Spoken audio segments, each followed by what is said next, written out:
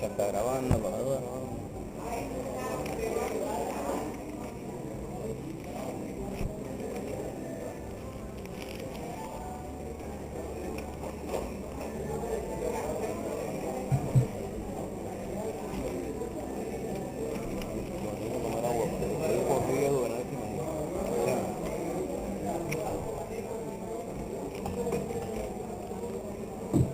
Bueno, muy buenos días. Como ustedes saben, hoy llegamos al cuarto día de nuestra merienda de locos, niños autores de libros, una merienda de locos, el encuentro teórico que está cumpliendo 10 años, el encuentro teórico, repito, de literatura infantil. Hoy tenemos un programa bastante diverso. Ustedes saben lo que han estado desde el primer día, que el lunes estuvo dedicado a Nelcy Felipe y a Tove Jansson, una autora finesa, premio Hans Christian Andersen, que cumpliría 100 años.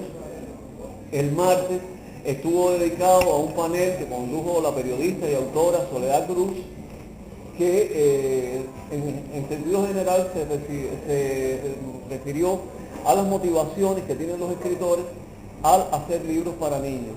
Es decir, sus credos, sus fantasmas, sus ansiedades, sus temas, etc. Y bueno, que contó con una nutrida participación de todas las personas que estaban aquí. Ayer fue el Día de Ecuador, el país invitado a la feria. Si alguien me escucha y nos pudiera quitar la música, porque realmente no estoy acostumbrado a cantar con background, lo hago solista. No, yo decía, siento algo como que me habla, pero no me daba cuenta que era música. El escenario está muy bueno, pero... Entonces, ayer, bueno, estuvo dedicado a Ecuador, gracias. Y bueno, los que estuvieron aquí vieron lo emotivo del encuentro, lo apretado de la agenda, que siempre nos suele ocurrir, lo cual es bueno, porque demuestra el interés que hay en los temas, en la profundidad de las personas que los abordan, etc. Entonces hoy tenemos un programa que varió, como es todo en la vida, pero que mantiene parte de su idea esencial. Siempre hay un día que nosotros dejamos como, digamos, para lo imprevisto en el encuentro teórico Niños Autores y Libros, una merienda de locos, y es porque independientemente de lo que se ha programado cuando se hace la agenda de esta reunión, surgen iniciativas de personas de otros países que, bueno, voluntariamente se ofrecen a venir, a mostrarnos sus experiencias de trabajo, tanto en la escritura como en la lectura, como en la promoción de la lectura o los talleres con niños. Y hoy va a ser un día de ese tipo. A la vez, también van a estar autores publicados por Gente Nueva en su plan editorial de este año y otros en vías de publicación, pero que por lo ajustado a las agendas anteriores, o bien, o porque no habían llegado en sus vuelos, ustedes saben que todo esto es un problema de cronogramas, etcétera, y de espacios en hoteles y tal, pues no pudieron presentar ellos sus libros, aunque sí fueron presentados los libros como parte de las colecciones. Entonces, bueno, vamos a tener primero de Argentina Guito Minore, que nos va a hablar de sus experiencias de trabajo en la escritura, en la promoción, etcétera, un panorama que nos quiere hacer muy interesante. Él decía que a partir de los correos que intercambiamos, él se había motivado y que lo que va a hacer aquí es el ensayo general de lo que luego va a seguir haciendo en Argentina, lo cual nos agrada mucho que esto le haya servido de acicate para organizar todas las ideas y todas las experiencias que nos va a contar a nosotros y que le van a servir para el futuro. Luego vamos a tener a Rosana Cesarole también, que va a presentar su libro, la doctora Lidia Turner, van a hacer una exposición muy interesante. Tenemos luego a Ignacio Martínez, que tiene un libro suyo que hemos publicado con sus textos y con sus propias ilustraciones, que el otro día no dio tiempo de presentar, El Viejo Basta, un libro que se encuentra aquí, se está vendiendo. Tenemos a uno de nuestros autores también, más perseguidos por el público y que más nos demandan sus libros, incluso desde la época de Mirta, la directora anterior de Gente Nueva, ya los libros de Armando José eran muy buscados, y fue el libro de Teresa el que lo ha consagrado entre los lectores cubanos. Él ha publicado Enamórate de la Ciencia con nosotros, el libro de Teresa, que es un volumen que contiene Teresa, Mi mamá es más bonita que la tuya, y Los hermanos de Teresa, que fue un libro que incluso se publicó primero en Cuba que en Venezuela por Santillana. También tiene El Unicornio Azul con nosotros, y este año tenemos una novedad que se llama El Derecho a la Ternura, un libro muy bonito. Y también tenemos a Hugo Mituar, que estuvo el segundo día, un autor del Chaco, que es el autor más emblemático de toda esa parte de Argentina, porque los niños lo persiguen con verdadera furia. A mí no me gusta hacer comparaciones, pero Mituar, la autora de Harry Potter en el Chaco no tiene nada que hacer, ahí está Hugo Mituar.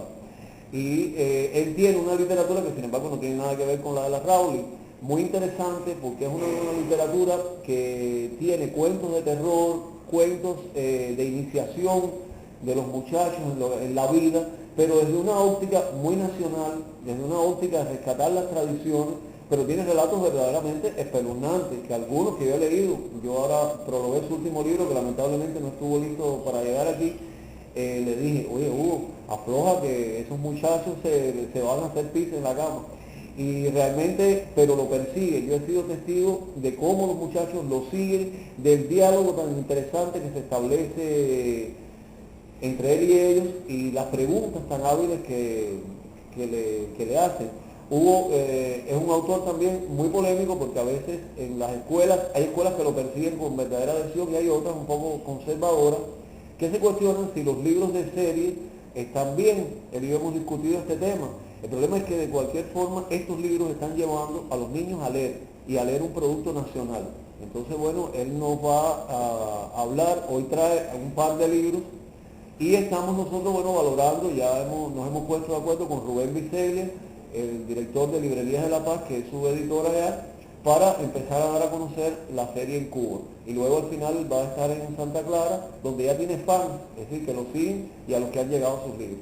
Entonces, bueno, sin más preámbulos, yo le voy a dar la palabra a Guito y ya comenzamos el programa. Bueno, antes que nada, muchas gracias a Enrique por esta invitación y quiero también agradecer a Yanelis y a Surelis que están, digamos, coordinando lo que es el área del encuentro de jóvenes escritores de Latinoamérica y el Caribe, que es puntualmente lo que me invitó. Yo, bueno, ya lo dije en las demás sedes, pero como acá no estuve, lo voy a volver a decir, voy a aprovechar para decir que yo soy muy feliz. Realmente es un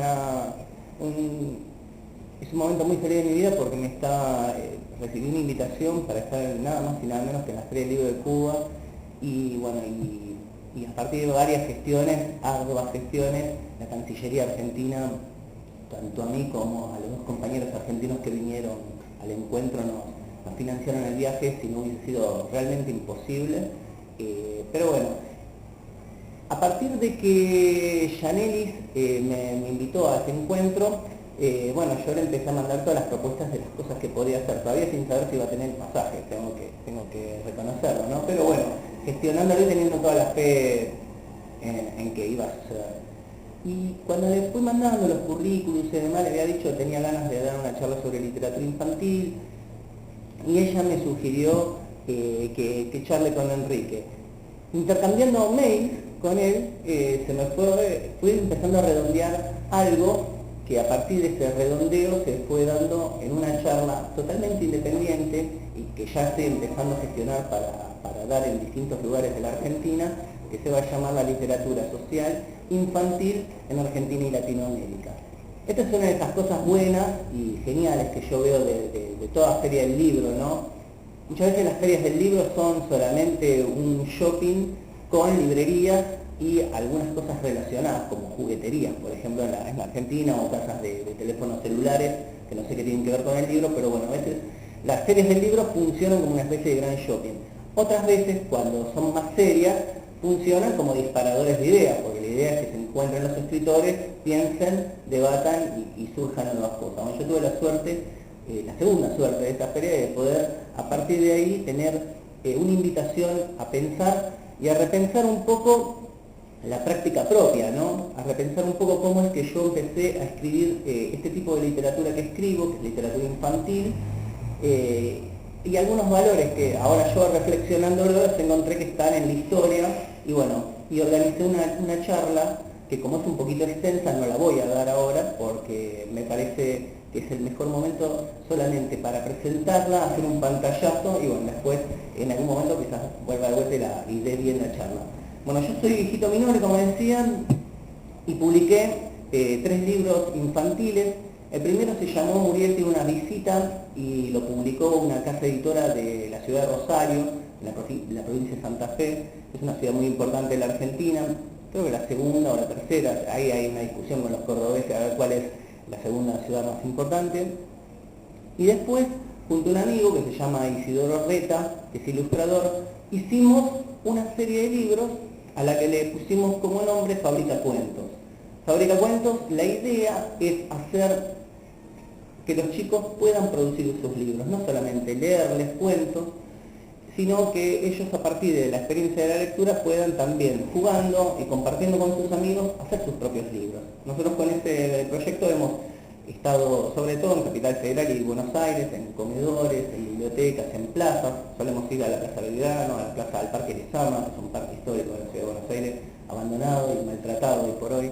Y bueno, hicimos dos libros que tienen que ver con valores, con esto que decía de la literatura social. El primero se llama El aroma del paraíso, que es un libro que viene ilustrado, ¿no? Jugamos con esto de la lectura visual, con los dibujos de Isidoro. El aroma del paraíso trata la historia, trata un tema que es el duelo. Es un nene que se llama Luciano, a quien hace muy poquito falleció su abuela. Y un poco lo que habla es eso, de cómo transitar el momento del duelo. Es un librito disparador para que después los padres y los maestros puedan introducir ya con esto el tema del duelo y hablarlos ellos. Y el segundo libro que sacamos con Fábrica Cuentos se llama Pasala Lionel Pasala, que hace referencia a algo que es muy caro a los argentinos, que es el fútbol.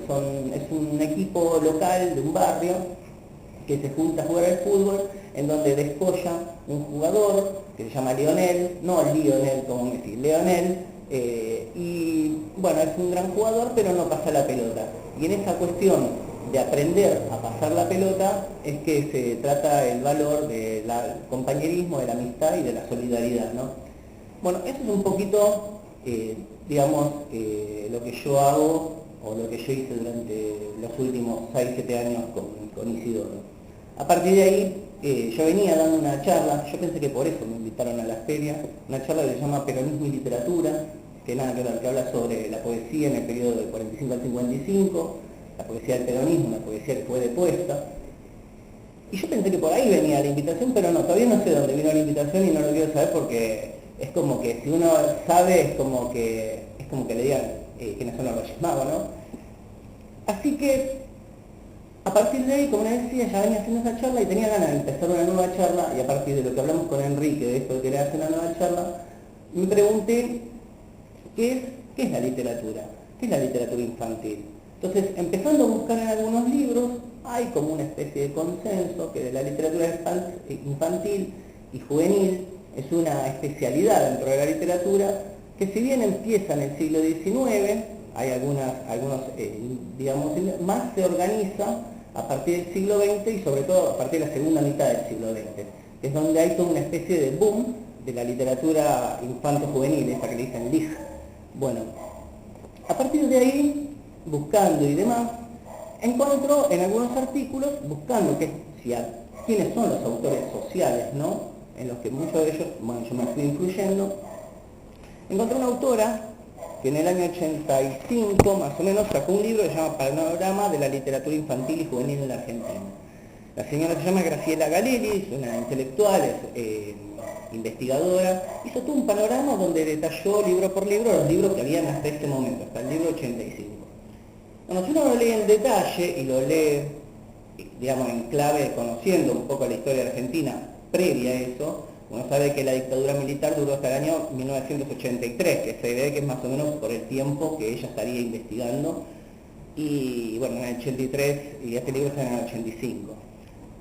Bueno, un poco basándome en esto para poder encontrar una organización esquemática, ella encuentra 5 ejes, de los cuales 4 son muy importantes, que es lo que ve que traza a toda la literatura argentina en ese momento. Esos 4 ejes son, uno dice que es el autor que tiene como personajes de cuento tradicional y los recrea. Estos serían personajes como por ejemplo ser príncipes, hadas, brujas. En ella, uno de los casos emblemáticos que da es el de un autor argentino muy importante, que es Conrado Nalek Roxlo, que es La Escuela de las Hadas, en donde, bueno, en clave, digamos, moderna, personajes de la tradición se recrean. Después encuentra otro segundo eje, que es un eje muy importante en la literatura infantil, sobre todo de esos años, que es el viaje más allá de las estrellas.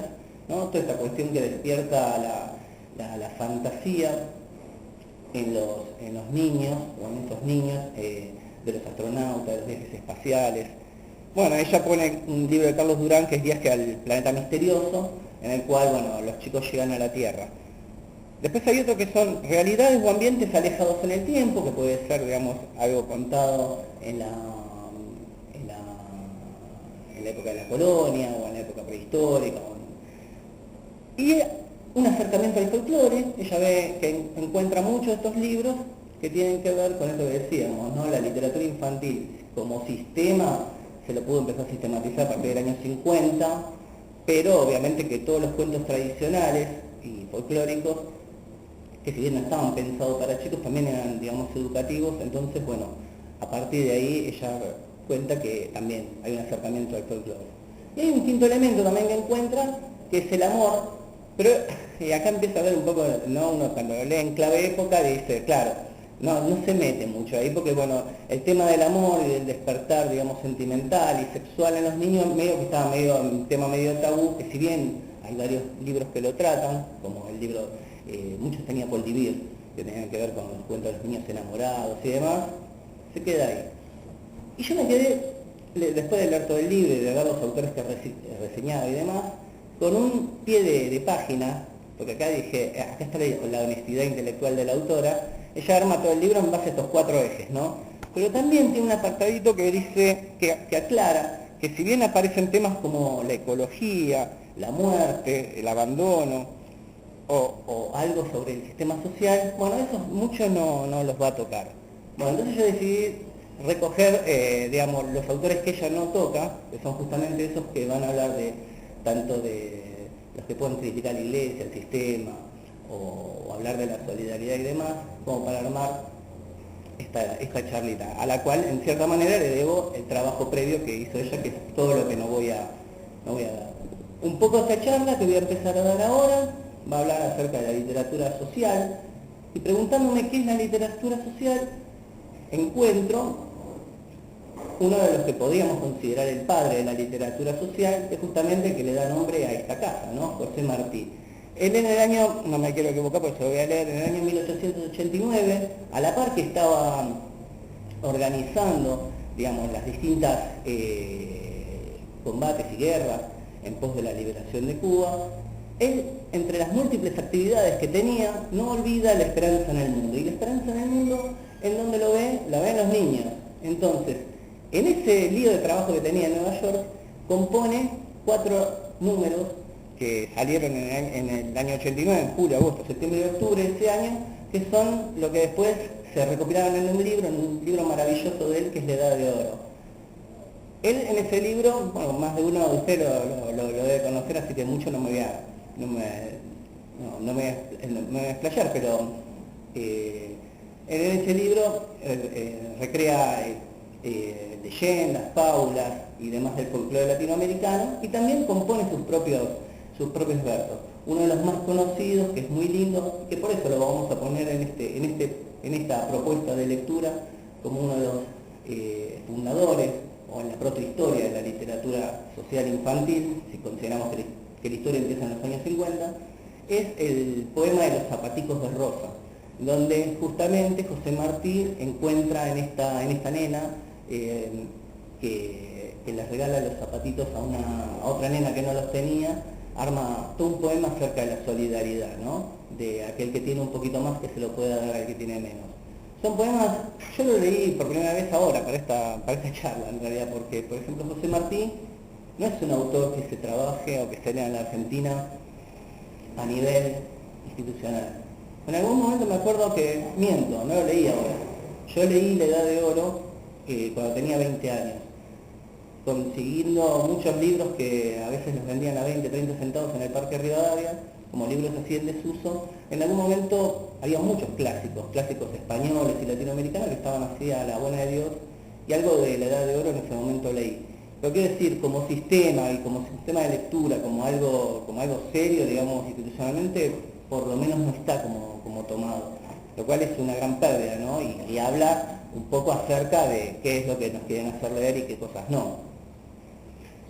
un poco buscaba esto de qué es la literatura social, o sea, y por qué hacer hincapié en lo social. Justamente esto social es lo que decía Galelli, que es lo que no investiga, que son los temas que hablan sobre el abandono, sobre el amor, sobre la solidaridad. Porque uno puede ver que en las ferias del libro o en las librerías, yo comento un poco esto porque trabajé 7 años en una librería muy importante, una cadena de librerías que se llama Jenny, en la Argentina, y un poco a partir de ahí también surgió con Isidoro, que también trabajaba ahí, la idea de hacer este tipo de libros. Por ejemplo, yo trabajé entre el 2002 y el 2009 y se vendían como pan caliente los libros de Harry Potter, que son un poco, en cierta manera, los que reseña acá Galelli, ¿no? Que dice tomar personajes de la tradición y recrearlos, o sea, Harry Potter vendría a ser. Pero ¿cómo los recrean? Los recrean en una cuestión solamente de como función de entretenimiento, ¿no? Que apoyados en la magia y en el grandísimo presupuesto que tienen las producciones audiovisuales que hacen, obviamente que si uno ve una película en 3D y le sale volando un mago y demás, bueno, quizás se lleva a leer el libro o al revés, pero en realidad mucho el tema de los valores y todo esto, que es lo que nos interesa a nosotros, no está tomado.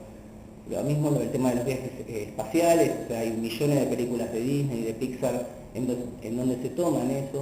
O sea, todos los años sale alguna película de Disney en donde hay un viaje espacial, todos los años también sale algo donde se recrea alguna leyenda del folclore o algún personaje, pero siempre recortado en la historia de amor o en la historia o en lo banal, qué sé yo, por ejemplo, uno si piensa en Pocahontas, por ejemplo, está recortado a un nivel que no explica nada, sino más bien que, digamos, como que adormece, ¿no?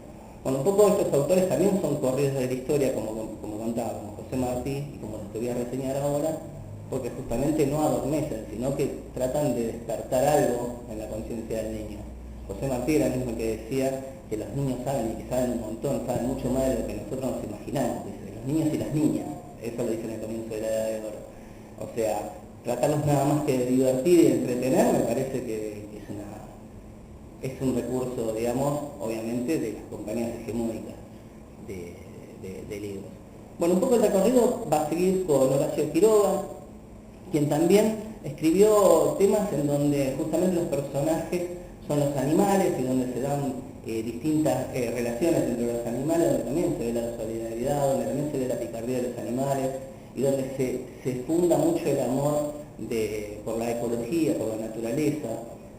Horacio Quiroga es un uruguayo que nació en Salto y que vivió después de los 20 años, a partir de un incidente muy particular en la Argentina, sobre todo vivió en Chaco, en donde tuvo su primera experiencia con la selva, quedó fascinado, y en Misiones, y en la época en que su mujer se había muerto, los hijos, que le habían quedado 2 hijos chiquitos, a su cuidado, también fue el momento donde él descolla como escritor de cuentos, con los cuentos de amor, dolor y muerte, pero a la par de eso escribe cuentos para sus hijos, en donde los personajes son todos esos personajes digamos, de la selva misionera, que son los flamencos, que son los monos, que son los coatíes.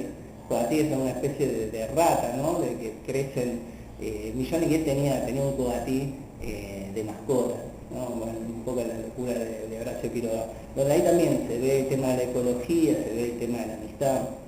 Pero hay un autor particular que traza fundamentalmente la historia de la literatura argentina, y obviamente para mí es un padre fundador de la literatura infantil, infanto-juvenil también, que publicó tantísimos libros, muchísimos.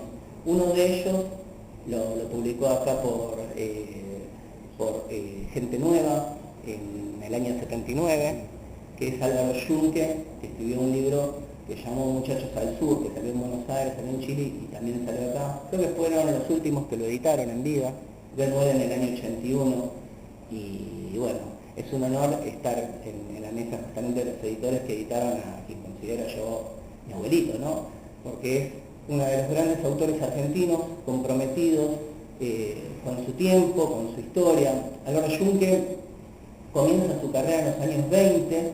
En los años 20 se da algo muy particular en la Argentina, que hay, se polarizan dos grupos que comienzan a pensar la literatura en clave, ¿no? En clave propia. porque hasta los años 20 como que la literatura venía media importada y como que no se la consideraba, sino que se empieza a producir y se empieza a hacer literatura. Esos dos grupos son Florida y Boedo. La diferencia entre ellos dos es que Florida estaba, que se reunía en un café de la calle Florida, estaba Borges, estaba Leopoldo Marechal en ese momento, también estaba Girondo, y en Florida lo que se proponía era la revolución, pero la revolución de las formas. Se traía, Borges había venido de España hacía muy poquito y trajo una moda que llamó el ultraísmo, que la practicaba Ramón Gómez de la Serna. Girondo tenía mucha plata también y viajaba por Francia y trajo muchas modas, el surrealismo, el dadaísmo y demás. Entonces ellos lo que querían era revolucionar un poco la forma de cómo escribir la poesía. Eran, no en su mayoría, pero muchos de ellos eran gente con dinero y que podía, digamos, financiar una revista como la Martín Fierro, que quizás no se vendía mucho, pero que les daba un prestigio bárbaro. Y por el otro lado, en esa época, en los años 20, en Boedo, que es un barrio que está en el centro de la ciudad de Buenos Aires, pero para ese entonces el centro era la periferia, había muchas fábricas, había muchas imprentas, había muchos italianos, ¿no?, que vivían de vender pizzas. Funcionaba una editorial que se llamaba Claridad, en homenaje a la francesa Clarité, en donde su editor, Antonio Zamora, sacó una colección que se llamaba Los Pensadores, y que a muy poca plata sacaba libros, a 20 centavos creo, sacaba libros de la alta literatura universal. Es así que ahí, alrededor de la imprenta de Zamora, se empiezan a congregar distintos autores, entre ellos Álvaro Yunque, César Tiempo, Elías Castelnuovo, quienes tenían la idea de que la literatura debía revolucionar, pero revolucionar las almas. O sea, la idea de la revolución estaba en los dos lugares, pero en este sentido, la revolución era justamente para el pueblo. Entonces ellos, en cierta manera, traducían y emulaban y componían una literatura más en clave como la literatura rusa del siglo XIX y XX, ¿no?, que se estaba haciendo. Tenían las ideas de Gorky, de Gogol, de Dostoyevsky. Y en ese marco, en los años 20, en el grupo Boedo, Álvaro Yunque sacó un libro que se llama Versos de la calle, donde sus poemas son sobre la calle. Pero a partir de ahí empieza no a ser conocido como poeta, sino como cuentista infantil. Y él edita más de 20 libros infantiles, con cuentos, en donde siempre el núcleo, los núcleos de los actores, son personajes del pueblo, son chicos. Hay muchos, por ejemplo, se trata mucho el tema de la muerte del padre. Yo decía, ¿de dónde habré aprendido? Sí, aprendí de él. La muerte del padre está presente, chicos que tienen que salir a trabajar desde muy temprana edad. La idea del amor también está presente, pero sobre todo está presente la idea de la solidaridad y de la fidelidad también, ¿no? Solidaridad para con los amigos, para con los padres, y la fidelidad que en muchos casos se la relaciona con el amor hacia los animales. Hay un cuento que es hermoso, que se llama Poncho, en donde, yo lo leí el otro día y me puse a llorar, donde el nene, en la última de las miserias, para poder pagar el alquiler, vende su perro, a su querido perro, y después lo sale a recuperar. Entonces, es obra de literatura. Bueno, justamente todos esos 20 libros que yo le contaba de Álvaro Yunque, incluso uno fue publicado en la Unión Soviética, uno el que fue publicado acá en Cuba, y de esos 20 libros que yo buscaba la reseña en el libro de Galeri, no estaban, ninguno. Solamente aparece un cuento, porque en algún momento los ponen también, porque los tienen que poner, un cuento en un libro de Paul Liber que se llama Caramelos Surtidos, donde son todos cuentos medio acerca del amor y demás, y bueno, donde metieron un cuentito, o sea que de toda su producción, que es vasta y grande, solamente para, digamos, para una especie de historia oficial hasta ese momento, hasta el año 85, habría nada más que un cuentito, un caramelito surtido. Y bueno, y el otro autor latinoamericano que también, que trabajó mucho, que si bien que tuvo sus problemas, pero bueno, también, este puede ser que lo conozca un poco más, que es más conocido, tuvo en Brasil su trascendencia, es José Mauro de Vasconcelos. José Mauro de Vasconcelos escribió un libro maravilloso, que es el más conocido, del cual creo que hicieron 3 o 4 películas, telefilm, novelas, que es Mi planta de naranja lima, en donde, bueno, es la historia también de un chico solo que hace travesuras en distintos lugares de Brasil, donde está en Recife, y que también tiene una continuación, porque eso es autobiográfico, en un libro que se llama Dormir al Sol. Lo grandioso de Mauro de Vasconcelos, más allá de su narrativa, ¿no?, es el tratamiento que él hace del tema religioso. Ustedes saben que, bueno, que la iglesia en Brasil es muy, muy importante. De hecho, en esta disputa por el nuevo Papa habían dos, estaba el argentino y el brasilero, lo cual fue motivo de algunos chistes y demás, porque bueno, quedó segundo Brasil, lo tomaron como un mundial de fútbol, digamos, mucha gente, esto de la elección del Papa. Bueno, y él escribe mucho acerca de mucha crítica a la iglesia en estos cuentos infantiles, considerando, como decíamos antes al principio, ¿no? Lo que decía Martín, los chicos saben y saben mucho. Y les voy a leer nada más un fragmentito de este libro,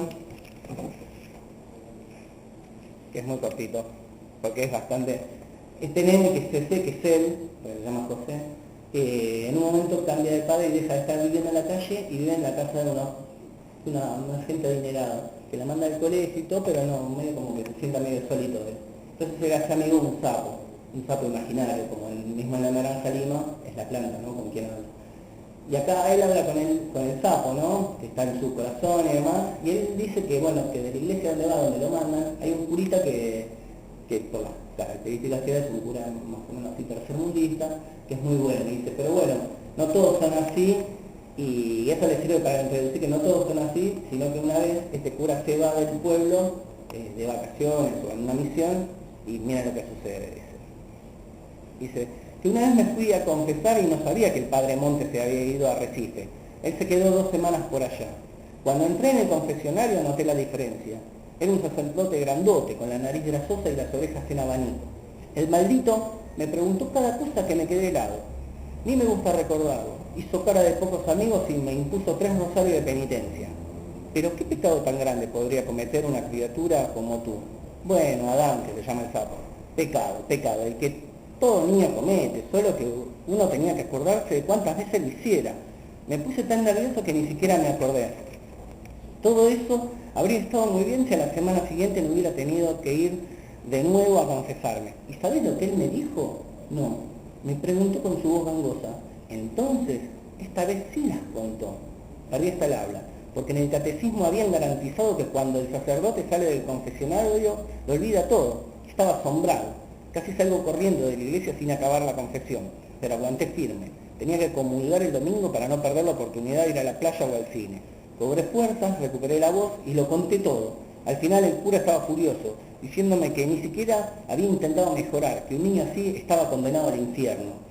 Y si me alcanzaba un tiro y moría un pecado mortal, iría directamente al infierno. Satanás me estaría esperando con un tenedor gigantesco para pincharme y arrojarme en las brasas eternas. Quedé atontado, asustadísimo, y por fin me impuso como castigo 3 rosarios de penitencia. ¿Sabés lo que es eso, Adán? La tercera parte de una novena, y yo tendría que rezarla en un solo día para poder comulgar al día siguiente. Y después, finalmente, volvió el padre Monte y todo quedó como antes, pagando baratito los pecados. Pero lo cierto es que pasé noches horribles, me quedaba durmiendo con la luz encendida y ante cualquier ruido que oía temblaba de la cabeza a los pies, pensando que Satanás revolvía su tridente. Esto es un fragmentito nada más de esta novela que les contaba, en donde, bueno, él contando una historia, la historia de un chico solo, lo cual es obviamente una historia intimista, ¿no? Contada en clave, bueno, el nene habla con un sapo, pero que digamos, sus propios pensamientos, hace toda una reflexión acerca de la institución eclesiástica y de su forma de moverse, que vaya, ¿no? Tiene una fuerza muy poderosa.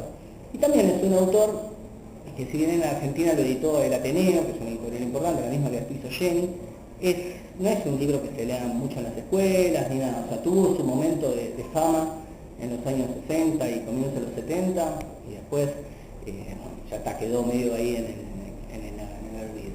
Bueno, un poquito la charla trata de estos temas, esta charla que voy a empezar a dar a partir de hoy, que es la bienvenida.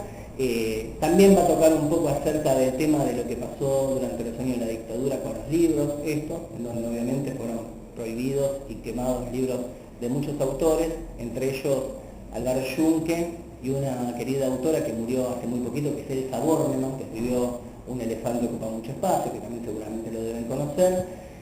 Y bueno, y un poco de cómo es esto. La idea de esta charla y de estos debates es de hablarla en ferias de libros, en colegios, en instituciones, y sobre todo de apuntar a los docentes, ¿no?